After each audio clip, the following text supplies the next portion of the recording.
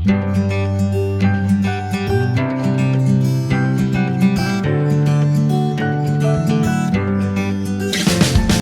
to Keto Fusion with Dee.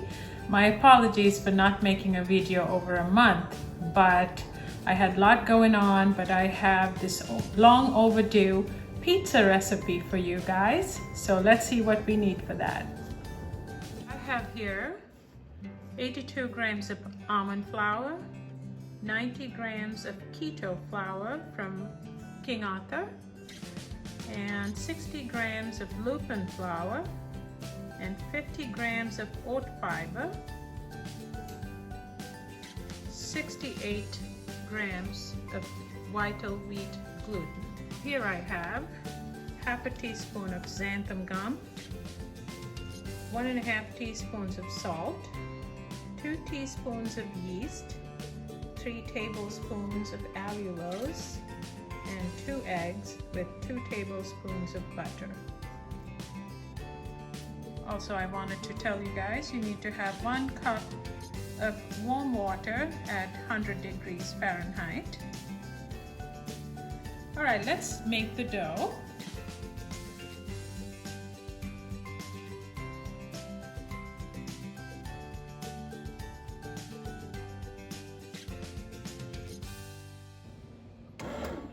And then gradually pour the water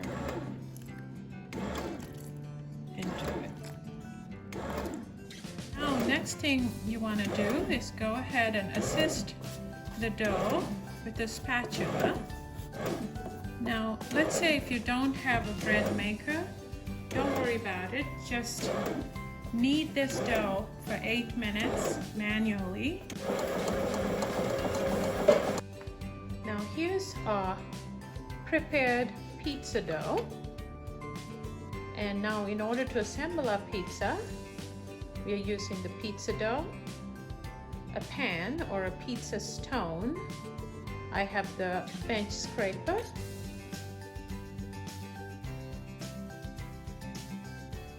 as well as this is my favorite keto-friendly pizza sauce, some chopped onion, cracked red pepper, salt, garlic powder, julienne bell pepper, thinly sliced mushrooms, and some broccoli, along with onion powder as well as non-stick kitchen spray.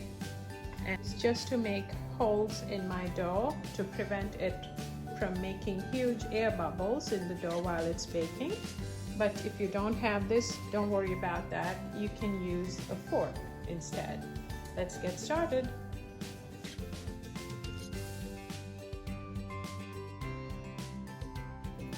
I'm going to spray my surface with a generous amount of kitchen spray.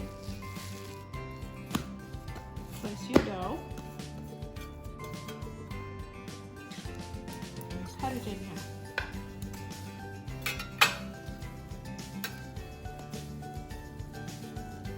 Now tuck all the ends in towards the bottom.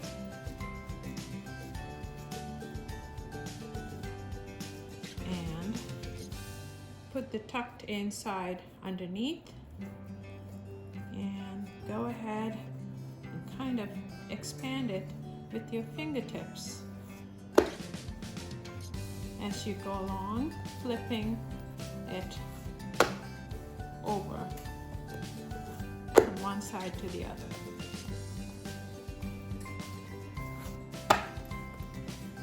It's quite pliable, as you can see. This is actually like a regular pizza dough, even though it's a keto recipe. This is the beauty of this recipe. As you can see, it's quite pliable. Very easy to work with.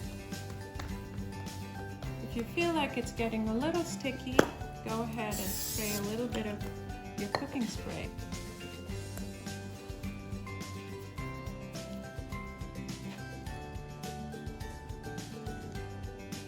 Pour pizza sauce into the middle and work towards the edge.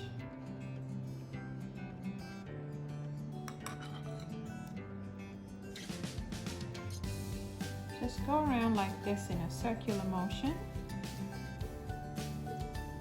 That way you can have quite the same amount through the entire pizza, rather than having big puddles of sauce in one spot.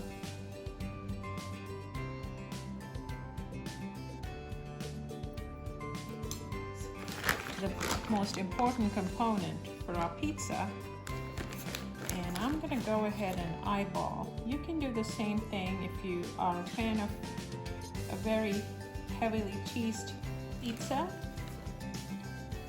You can go ahead and be generous with it and just do it as you prefer.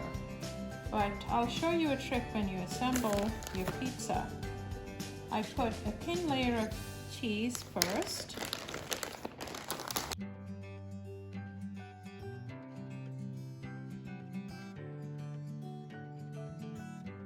Now I have my oven preheated to 450 degrees Fahrenheit. And also, the star ingredient of my pizza is crumbled up bacon and some onion.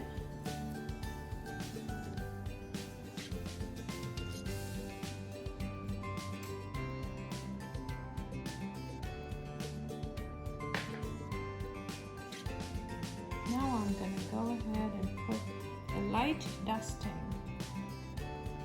of salt on top of my toppings, as well as a nice dusting of garlic powder, onion powder,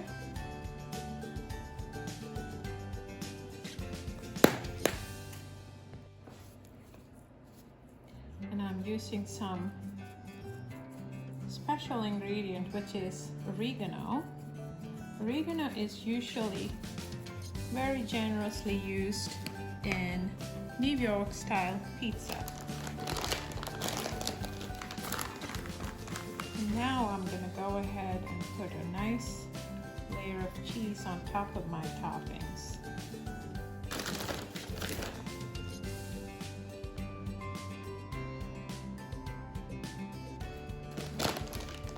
Now this is ready for the oven.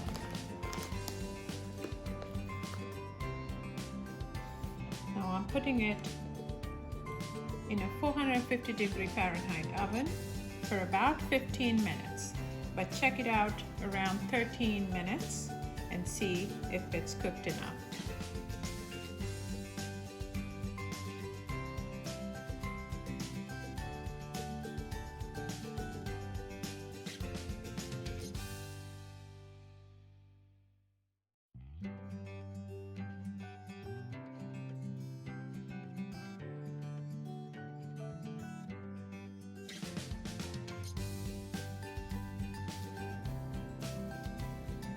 Now here it is, guys. This is after 11 minutes in my oven, around between 11 to 15 minutes depending on your oven. So I'm gonna go ahead and cut this for you and see how we did. Ooh, look how wonderful it is.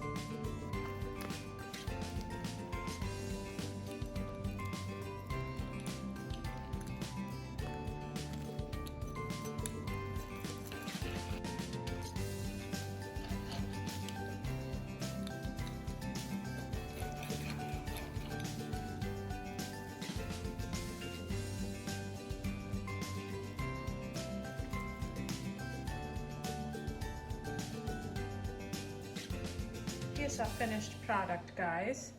Look how beautiful it is.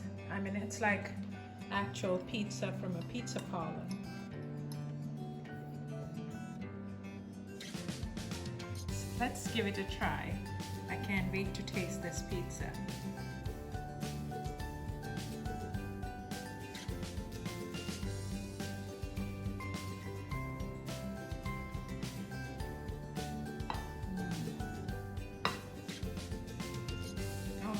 This is so good. I want to try some of the crust.